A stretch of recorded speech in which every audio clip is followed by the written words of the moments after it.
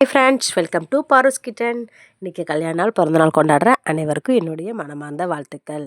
இந்த வீடியோவில் நம்ம என்ன பார்க்க போகிறோன்னா, டெய்லி லைஃப்பில் நமக்கு தேவைப்படுற சின்ன சின்ன டிப்ஸ் தாங்க சொல்லியிருக்கு. ஸோ வீடியோ ஸ்கிப் பண்ணாமல் பாருங்கள். என்னோடய சேனல் ஃபஸ்ட்டு முறையாக பார்க்குறதா இருந்தால் சப்ஸ்கிரைப் பண்ணிவிட்டு பாருங்கள். வாங்க வீடியோக்குள்ளே போகலாம். நம்ம சாதம் ஏதாச்சும் கிளறின சாதம் நம்ம வடிக்கிறக்கும் போது சேர்ந்துருச்சுன்னா நமக்கு வந்து சாப்பாடு வந்து நல்லா இருக்காது. உதிரி உதிரியாக லெமன் சாதம் அந்த மாதிரி தக்காளி சாதம்லாம் உதிரி உதிரியாக இருந்தால் தான் நல்லாயிருக்கும். அப்படி உதிரி உதிரியாக வர்றதுக்கு நம்ம சாதம் வடிக்கிறப்ப அதில் கொஞ்சமாக லெமன் விட்டு புளிஞ்சு விட்டுட்டு அதுக்கப்புறம் சாதம் வடித்து பாருங்கள். ஒட்டவே ஒட்டாது. சாதம் ஒன்றுக்கு ஒன்று நல்லா உதிரியாக சூப்பராக வருங்க. இதை ட்ரை பண்ணி பாருங்கள். இந்த டிப் எல்லாருக்கும் பிடிக்கும்னு நினைக்கிறேன். நெக்ஸ்ட் டிப் பார்த்துருவோமா? சாதம் வடித்த கஞ்சி எடுத்துருக்கேங்க. இந்த கஞ்சி வந்து ஒரு நாளைக்கு காலையில் வடித்தது வேணால் ஈவினிங் இந்த மாதிரி ஆகிடும் கட்டியாக. இதை எடுத்துக்கோங்க. இதை நல்லா இப்படி நீங்கள் எடுத்து மசித்து பார்த்தாலே அவ்வளோ ஒரு சூப்பராக சாஃப்டாக இருக்கும். அது கூட நம்ம 2 சொட்டு தேங்காய் எண்ணெய் சேர்ந்துக்கலாங்க. இதை என்ன பண்ண போகிறோன்னா, நம்ம வந்து தலைக்கு குளிச்சுட்டு கண்டிஷ்னர் போடுவோம் பார்த்தீங்களா? அவ்வளோ விலை கொடுத்து காஸ்ட்லியாக நம்ம வாங்கி போடணுன்னு அவசியமே இல்லைங்க. இதுலேயே சூப்பரான வீட்டிலேயே தயாரித்த கண்டிஷ்னர் ரெடி ஆகிடும். சூப்பராக இருக்கும். அவ்வளோ சூப்பராக இருக்கும். ஒரு ட்ரிப் நீங்கள் ட்ரை பண்ணிங்கன்னா கண்டிப்பாக நீங்கள் அடுத்த ட்ரிப்பு இதே நீங்கள் போடுவீங்க. அவ்வளோ சூப்பராக இருக்கும். ஆனால் சாதம் வடிக்கும்போது நம்ம சில பேர் உப்பு போட்டு வடிப்பாங்க. ஆனால் வந்து நீங்கள் இந்த மாதிரி முடிக்கு குளிக்கும்போது பயன்படுத்துகிற மாதிரி இருந்ததுன்னா உப்பு போடாமல் நீங்கள் வடித்து அதுக்கப்புறமா எடுத்து பண்ணி பாருங்கள். சூப்பராக இருக்கும். சூப்பரான கண்டிஷனர், ஹோம்மேட் கண்டிஷனர் சூப்பராக இருக்குங்க. இதை அப்போவே நீங்கள் செஞ்சு பார்த்தீங்கன்னா சூப்பராக அவ்வளோ சில்கி கேராக இருக்கும். முடியும் அவ்வளோ சூப்பராக ஷைனிங்காக இருக்கும். இதை ட்ரை பண்ணி பாருங்கள். இந்த டிப் எல்லாருக்கும் பிடிக்கும்னு நினைக்கிறேன்.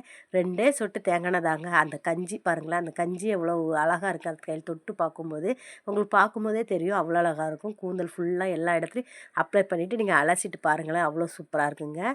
இதை ட்ரை பண்ணி பாருங்கள். நெக்ஸ்ட் இப்போ என்னென்னு பார்த்துருவோமா? நெக்ஸ்ட் இப்போ வந்து நம்ம வந்து வீடு துடைக்கிறப்ப நல்லா வாசனையாக பளிச்சின்னு ஆகிறதுக்கு ஒரு டிப்பு சொல்கிறேன். அதை பார்க்கலாம். ஒரு பக்கெட்டில் தண்ணி எடுத்துக்கலாம். நம்ம வீடு துடைக்கிறதுக்கு எவ்வளோ தண்ணி எடுப்போமோ அந்தளவுக்கு தண்ணி எடுத்துப்போம். அதில் வந்து நம்ம என்ன போட போகிறோன்னா, ஒரு ஸ்பூன் வந்து நம்ம வந்து கல்லுப்பு தாங்க போட போகிறோம். வேறு எதுவும் சேர்க்க போகிறதில்ல. ஒரு ஸ்பூன் கல்லுப்பு சேர்த்துக்குங்க. அதுக்கப்புறமா கொஞ்சமாக மஞ்சத்தூள் சேர்த்துக்குங்க. கொஞ்சமாக ஷாம்பு சேர்த்துக்குங்க. நம்ம என்ன ஷாம்பு யூஸ் பண்ணுறோமோ அந்த ஷாம்பை சேர்த்துக்கலாம்.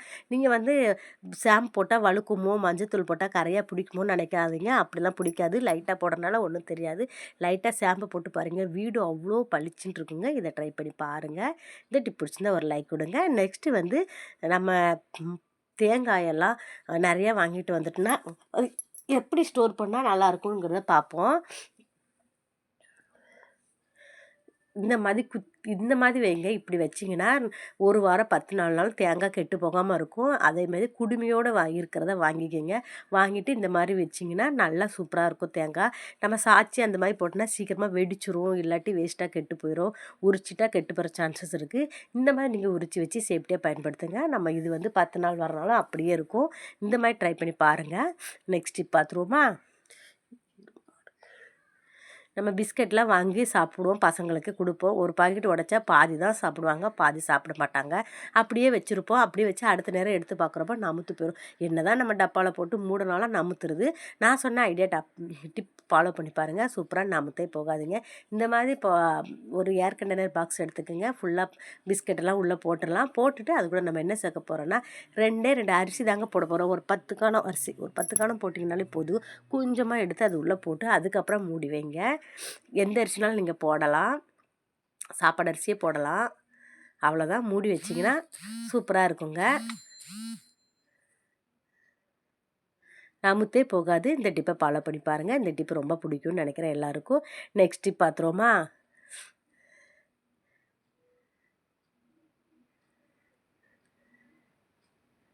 நெக்ஸ்ட் டிப்புக்குள்ளே சேனலில் நீங்கள் முறையாக பார்க்குறதா இருந்தால் சப்ஸ்கிரைப் பண்ணிவிட்டு பாருங்கள். வாங்க நெக்ஸ்ட் டிப் பார்த்துருவோம்.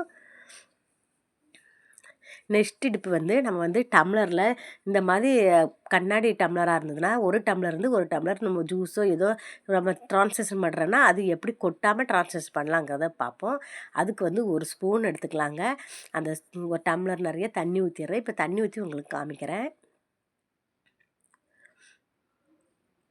தண்ணி ஊற்றிட்டு ஸ்பூனை வச்சு கமுத்தி வைக்கலாம், நீங்கள் நிமித்தி வைக்கலாம்.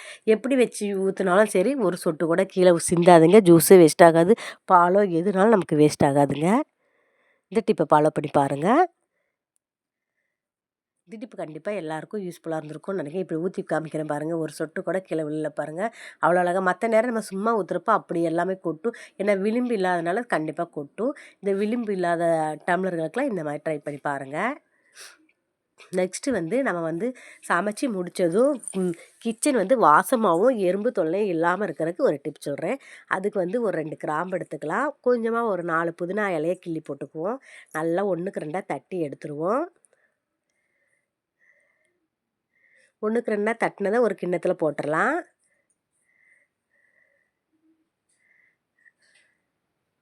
போட்டுட்டு ஒரு 10 நிமிஷம் தண்ணியில் போட்டுட்டு அதில் கொஞ்சமாக தண்ணி ஊற்றிக்கலாம், நிறையா ஊற்றாதீங்க. கொஞ்சமாக ஊற்றிட்டு ஒரு 10 நிமிஷம் அப்படியே விட்டுருவோம். அந்த தண்ணியில் அந்த இதெல்லாம் அப்சர்வ் பண்ணி இறங்கிரும், அந்த சாறு எல்லாமே. அதுக்கப்புறம் அதை வந்து நம்ம ஃபில்ட்ரு பண்ணி எடுத்துக்கலாம்.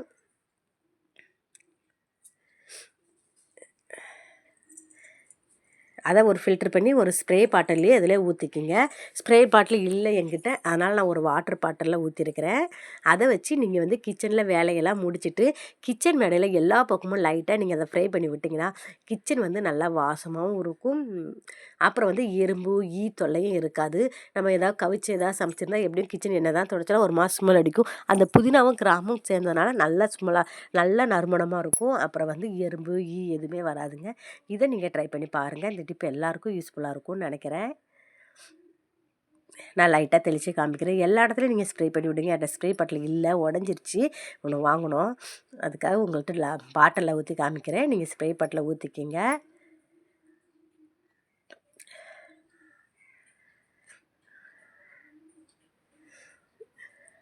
அவ்வளோதான் ஃப்ரெண்ட்ஸ். இன்றைக்கி இந்த வீடியோவை இதோடு முடிச்சுக்கிறேன். நெக்ஸ்ட்டு வந்து இன்னொரு டாப்பிக்கோடு உங்களை சந்திக்க வரேன். நெக்ஸ்ட்டு என்ன டாப்பிக்கோடு சந்திக்க வரேன்னு பார்க்கலாம். பாய், see you. வீடியோ பிடிச்சிருந்தா லைக் பண்ணுங்கள், கமெண்ட் பண்ணுங்கள், ஷேர் பண்ணுங்கள். ரொம்ப பிடிச்சிருந்தா உங்கள் ஃப்ரெண்ட்ஸ் அண்ட் ஃபேமிலிக்கு ஷேர் பண்ணுங்கள். என்னோடய சேனலை சப்ஸ்கிரைப் பண்ணாதவங்க சப்ஸ்கிரைப் பண்ணுங்கள். அவ்வளோதான். பாய், see you.